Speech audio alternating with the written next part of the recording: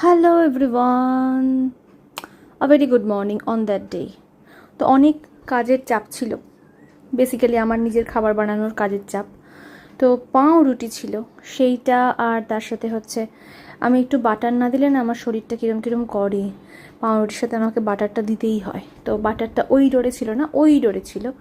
বাটারটা নিলাম, ব্রেডের ওপরে বাটারটা রাখলাম। এই যে এই বাটারটাই আমি খাই, রাইট বাটার। এইভাবেই আমি টোস্ট করি, বেশ ভালো খেতে হয়। এভাবে ব্রেডের ওপরে হালকা করে বাটার দিয়ে চেপে চেপে টোস্ট করলে এটা ভীষণ ডেলিশিয়াস খেতে লাগে।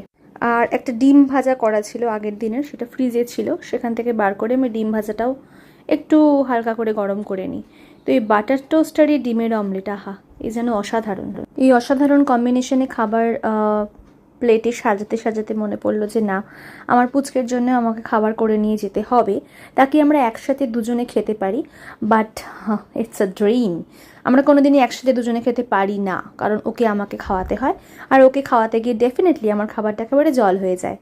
ইন দ্য মিনটাইম ভাবলাম যে অ্যাটলিস্ট কফিটা তো খাওয়া যাবে ওকে খাওয়াতে খাওয়াতে, তো সেইটাই একটু বানিয়ে নিলাম। It is black coffee. এই লেন্সের মতন যে কাপটা, এটা আমার ভীষণ পছন্দের। তো এতে করে কফি নিয়ে ওর খাবার নিয়ে আমি চলে গেলাম। Bye bye.